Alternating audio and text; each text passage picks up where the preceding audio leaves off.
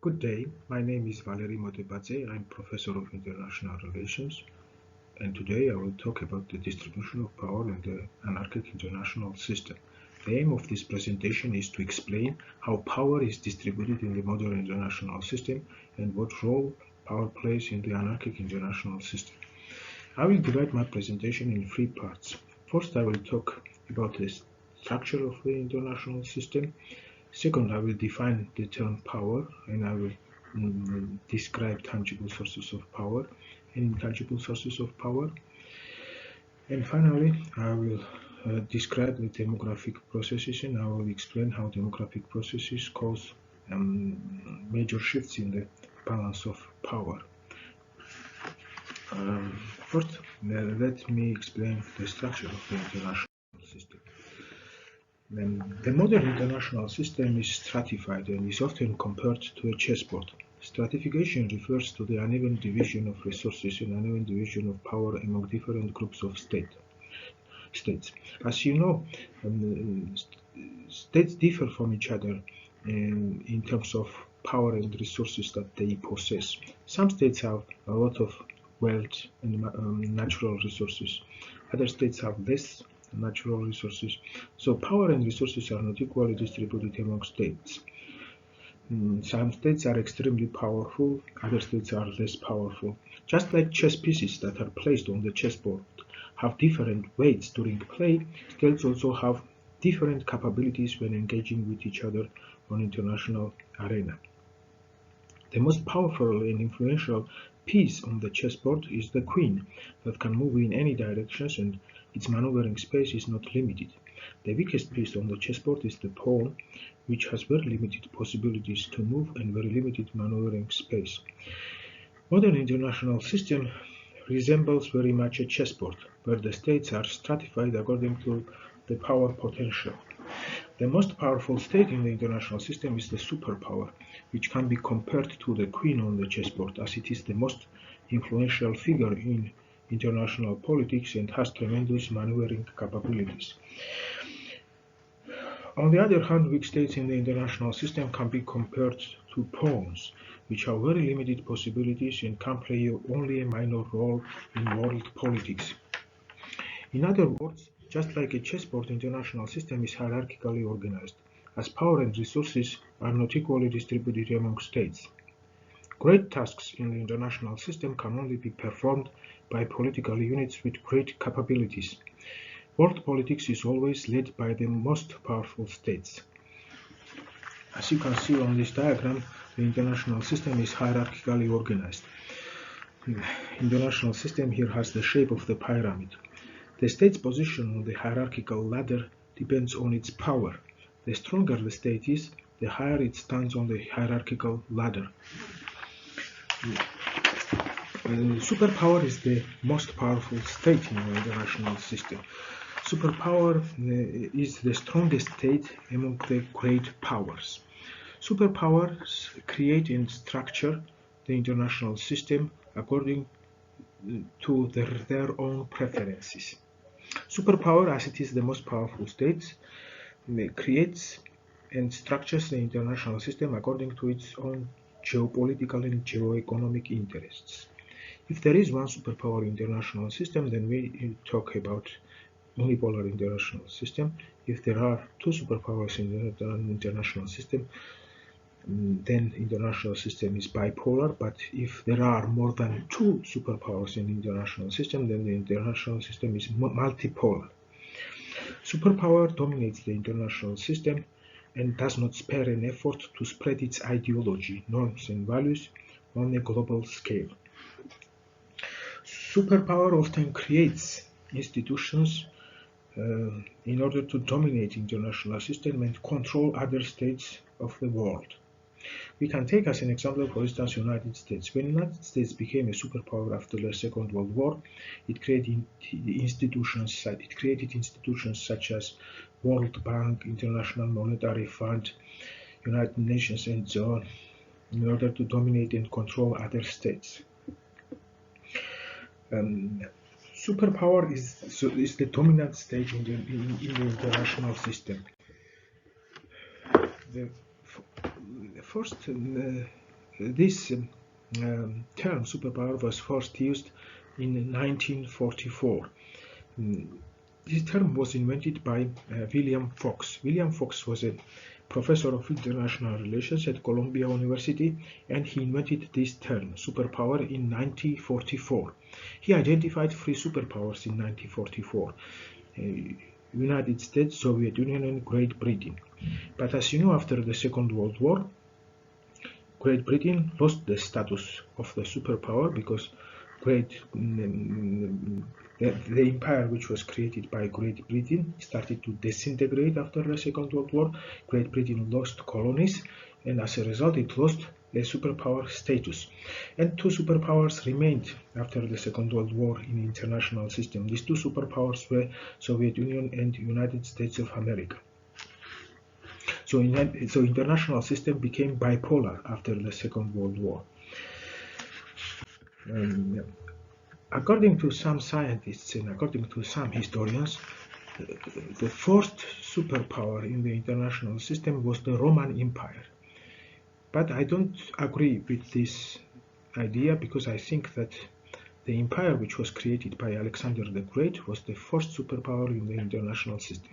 Let's first talk about the Roman Empire. The Roman Empire was a very powerful state which controlled vast areas around the Mediterranean Sea and Black Sea. It controlled vast territories, and Roman leaders disseminated Latin language, culture, and traditions throughout the empire. Some parts of the empire became Romanized, and Roman culture, language, and traditions were spread throughout the empire. But as I have mentioned, this was not the first empire in the international system. The first empire, the first superpower in the international system was the empire which was created by Alexander the Great. But this was a very short-lived superpower, because when Alexander the Great died, this empire disintegrated. Alexander the Great died very young, when he was 32 years old, and after his death, his generals fought for leadership and for the domination of the empire, and his generals divided the empire among themselves. Now let's talk about great powers, because as I have mentioned, the international system is dominated by great powers, and great powers play a very important role in international politics. So these are the states that cannot be ignored in international politics, because they have a lot of weight and influence in international politics. Great power is a state that can exert its influence on a global scale. How do great powers behave in the international system? There is a fierce competition among great powers to dominate the international system. Great powers are never satisfied with the distribution of power in the international system. There are revisionist power. They never accept the status quo in the international system, and they are revisionist power. And they try to change, to shift the balance of power in their favor. So there's a fierce rivalry between great powers, and great powers fear each other, as each great power perceives other great powers as potential enemies and rivals. And then there is a competition between them to dominate international system. The term great power was first used during the Congress of Vienna. The Congress of Vienna took place in 1814 after the defeat of Napoleon. After the Napoleonic Wars, 5 states came together at Congress of Vienna, and the states that participated in this Congress of Vienna, these five major states, were called great powers. First diplomat who used this term, great power, was Robert Stuart Castlereagh. Robert Stuart Castlereagh was a British diplomat, and He called 5 great powers at the Congress of Vienna. He called 5 states at the Congress of Vienna great powers. These 5 states were France, Prussia, Austria-Hungary, Russia, and Great Britain. So according to him, there were 5 great powers. These 5 great powers changed the international system and created a new international system. After the Congress of Vienna, this international system is known in history as Vienna system. According to Kenneth Waltz, the founder of neorealist theory of international relations, we can identify 5 criteria to define a great power. So these 5 criteria are so Kenneth Waltz uses a set of 5 criteria to define a great power. First criteria is population and territory. Second, natural resources. Third, economic capability. Fourth, political stability and competence. And fifth, military strength.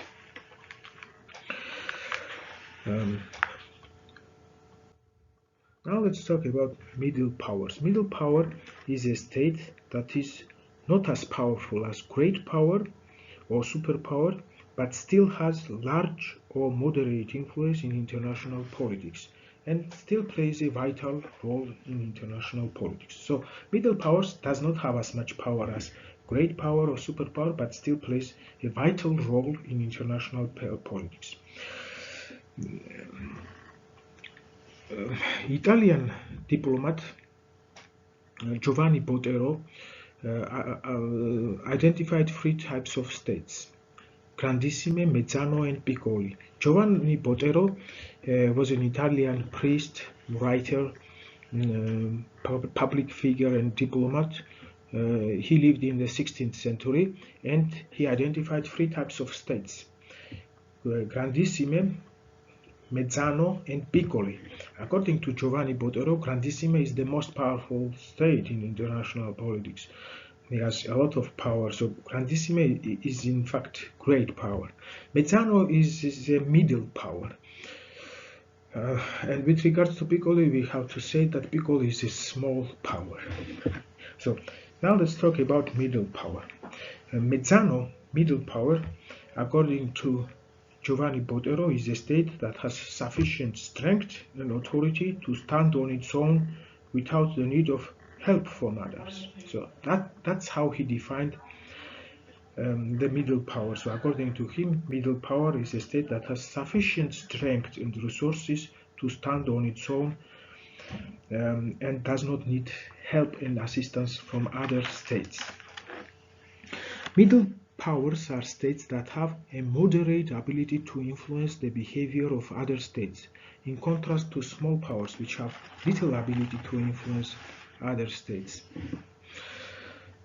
Some researchers and some experts use gross national product statistics in order to draw a list of middle powers.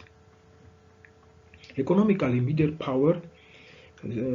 powers are generally those states that are neither too powerful nor too weak, and these are states that have moderate economic potential. Now let's talk about small powers. Small powers are small states, and these are states that lack resources to play a vital role in international affairs. So small powers are states that have very little resources, very little power to play a vital role in international politics. So they can play, so because of this, they can play only a minor role in international politics. How can small states acquire some weight in international relations? Now, small states can play a vital role in international politics if they come together and create military or political alliances. Some small states can play a dominant role in international relations if they come together and create an economic organization or military alliance. So small states still have chances to play a dominant role in international politics.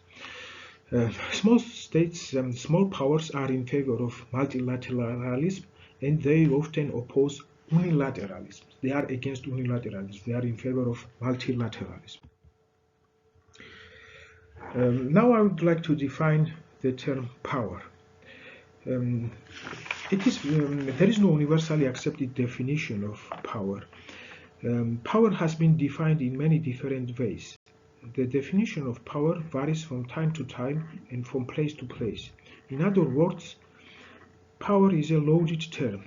How we conceive power depends on our ethnic identity, culture, social background, religious identity, gender, as well as on our ideological leaning. In other words, different people and different individuals offer us different interpretations and definitions of power. Realists stress the importance of power in international politics and think that states, like human beings, are power-seeking political entities. According to realists, there is a permanent struggle for power between states, and the goal of each state is to maximize its own relative power. Why do states try to maximize their own relative power? Because in anarchic international system, states do not feel safe. States operate in self-help system and therefore try to maximize their relative power, their own relative power. There is no authority, there is no legal authority that can protect states from other aggressors from other states, and therefore states have to rely on their own power. So they have to maximize their own power in order to feel safe in an anarchic international system. And this anarchic international system forces states to behave aggressively. Such an aggressive behavior of states in the anarchic international system can be explained by a sinful and power-seeking nature of human beings. Morgenthau believed that human beings are political animals by nature, that are born to acquire power and enjoy the fruits of power. Realists hold a very negative view about human nature. They believe that human beings have a diabolical urge to acquire power and dominate others. States, just like individuals, are power-seeking entities, and the goal of each state is to gain as much power as possible. The definition of power has undergone radical transformation as time passes. Thus, the perception of power changes as time passes, which leads to the inevitable loss of any precise meaning of this concept. In the past, power was defined exclusively in terms of military capabilities of states. The power of the state was associated with its military potential and the possession of territories. States that had large and powerful military forces and possessed vast territories and colonies were regarded as strong states. Therefore, there was a competition between big states to acquire more military power and more territories and more colonies.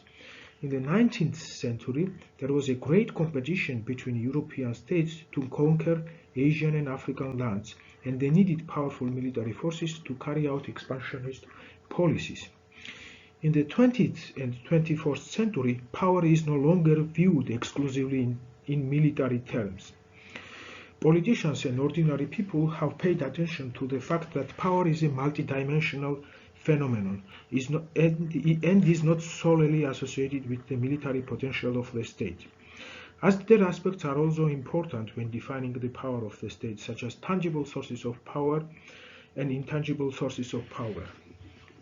We know many states in the international system that have powerful militaries, but despite this fact are considered as weak states and underdeveloped states because their economic potential is very limited.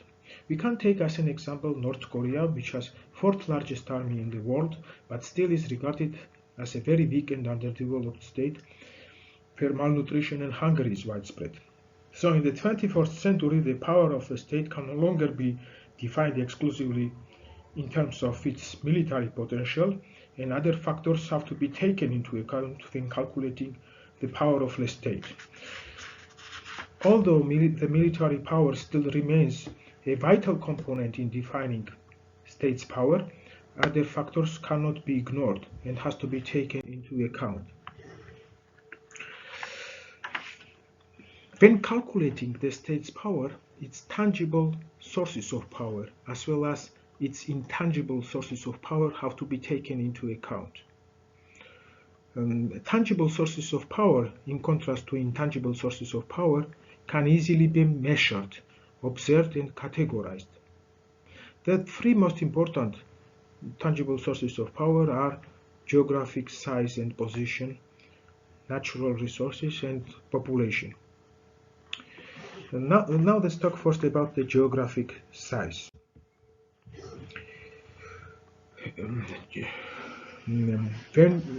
When we talk about power, we have to take into account that geographic size matters a lot when we describe the power of the state. A large geographic size and a large geographic expanse gives a state automatic power. When we think of powerful states, we have in mind states like USA, United States of America, Brazil, Canada, Russia, China, and so on. Large geographic size gives a tremendous advantage to a country during wars and conflicts. However, large geographic area may become a weakness for a state if long borders cannot be defended properly and adequately. As we all know, the defense of long borders is an expensive and problematic task. It requires a lot of financial resources as well as manpower and large military arsenal. A second source of natural power is natural resources. According to the American professor Karen Mingst, controlling a large geographic area is not a positive ingredient of power unless that area contains natural resources. We know that petroleum exporting countries like Kuwait, Qatar, and United Arab Emirates are geographically small but have a crucial natural resource and therefore have great power potential in world politics. All countries need oil for their industries are ready to pay for it. Oil is such a crucial natural resource that countries are even ready to go to war when access to it is denied. Countries that possess valuable natural resources such as oil, gas, lithium, and so on, regardless of their geographic size, wield enormous power over those states that do not have such vital resources. Organization of petroleum exporting countries has become a very powerful international organization, and the countries that are members of OPEC exert power potential because they possess vital natural resource, oil, which is often described as a black gold. As you can see on this map, members of the OPEC, most of the members of the OPEC are small in size, but despite this fact, they still have a lot of influence in international politics because they possess a vital resource, oil. The absence of natural resources does not mean that state has no power potential. We can take as an example, for instance, Germany or Japan or other advanced industrialized countries. These countries do not possess any natural resources. Neither Germany nor Japan has any natural resources. But thanks to the hardworking and talented population, they have become very advanced industrialized countries with tremendous economic potential. Population is a third natural source of power. Large and well-educated population automatically gives power potential and often great power status to a state. Countries like China, India, United States have acquired a great power status in the modern international system thanks to their large populations. Demography matters in international politics, as a large population gives a tremendous advantage to the country in different spheres. A large population allows a country to mobilize large military forces during the conflict and create a powerful and numerous army. A large population also means a large workforce, which can be used for various economic activities. Mm. When we talk about tangible sources of power, we have to mention also industrial development.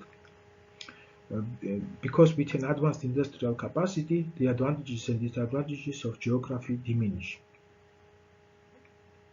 Industrialized states generally have higher educational levels and more advanced technology than less industrialized countries and underdeveloped countries. Industrialization process, as you know, started in Europe, and this gave a tremendous advantage to European countries. And this is the reason why the countries that belong to the global north are more developed industrially than the countries that belong to the global south. This map illustrates the economic potential of different countries. As you can see on this map, the countries that belong to the global north are very thick, very big and powerful, whereas the countries that belong to the global south are very thin. Why are the countries of the global south so thin? Because their economic potential is very limited. They don't produce so much products like the countries that belong to the north, and therefore on this map the countries that belong to the south are very thin and they don't look as powerful as countries that belong to the global north. Now let's talk about intangible sources of power. Intangible power sources include national image, public support, and leadership. Public support is one of the intangible sources of power. For instance, Ukraine's victory in the war with Russia can be attributed in large part to strong public support. When the public support is absent, the power of the state is diminished. For instance, Russia's loss in the Ukraine war is the result of the absence of the public support. Leadership is another source of intangible power. Charismatic leaders can increase the power potential of their states by taking bold initiatives. Now I would like to explain how demographic processes affect the global balance of power.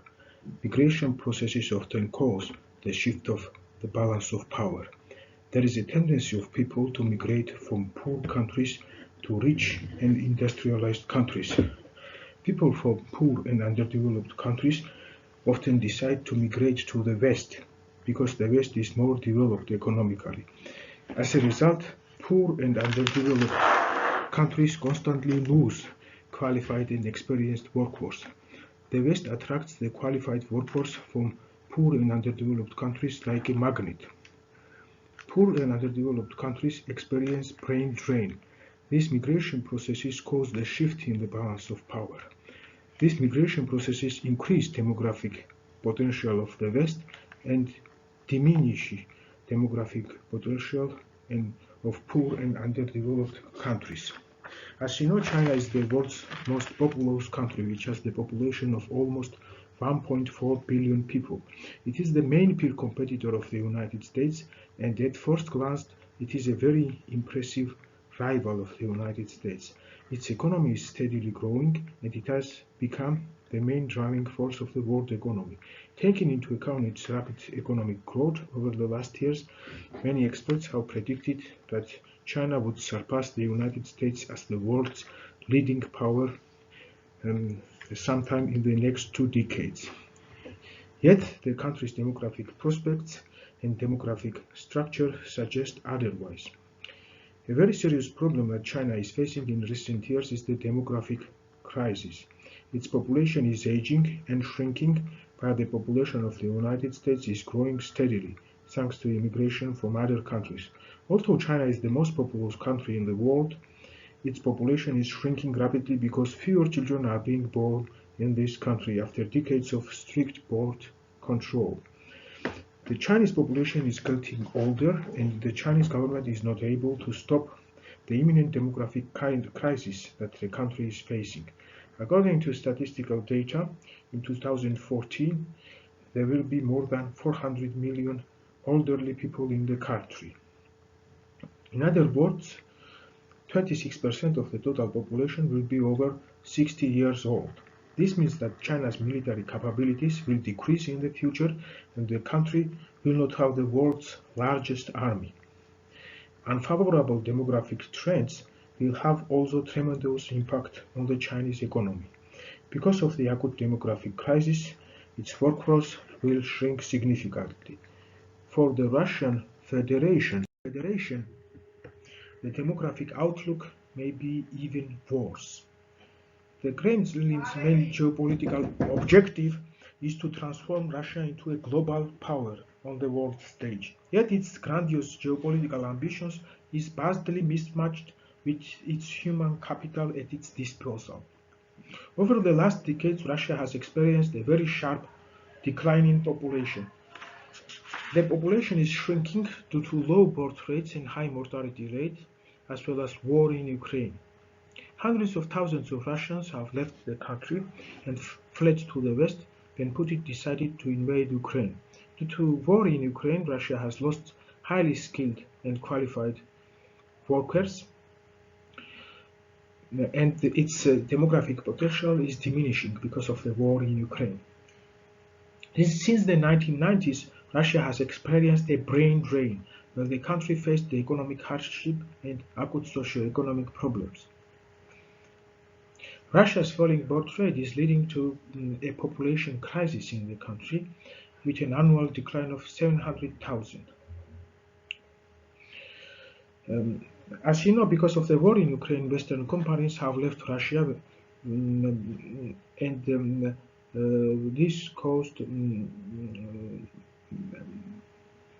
this caused the rise of unemployment in Russia, because many Western companies left Russia.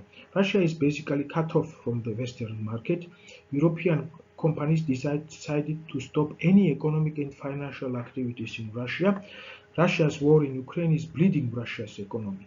If the war in Ukraine continues, it could lead to a big economic and demographic crisis in Russia. There will be more migration waves to the west, and hundreds of thousands of Russians will go to other countries. And as a result, Russia will lose skilled workforce and qualified workforce, and its economic potential will diminish in the future because of these migration processes. Balance of power can soon shift in Asia but balance of power can soon shift in favor of the West. Relative to its peer competitors, the United States of America is in enviable position. Its population is steadily growing thanks to high immigration levels and high birth rates. It has highly educated population and very skilled workforce. The United States of America attracts the qualified workers from different parts of the world like a magnet. The United States has accepted hundreds of thousands of scientists from different parts of the world, and it also accepted hundreds of thousands of highly qualified people from different parts of the world, and as a result, its demographic potential has increased considerably over the last years. The United States of America is the third most populous country in the world. The United States rate of population increase has been impressive.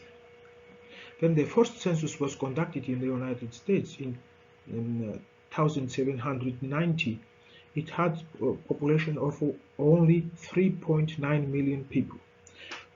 Only 3,900,000 people were living in the United States in 1790.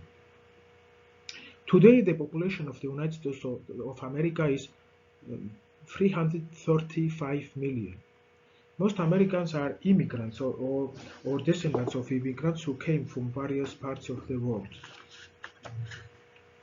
About 700,000 to 1 million legal immigrants continue to arrive in America every year. Thanks to the high levels of immigration, its population is increasing steadily.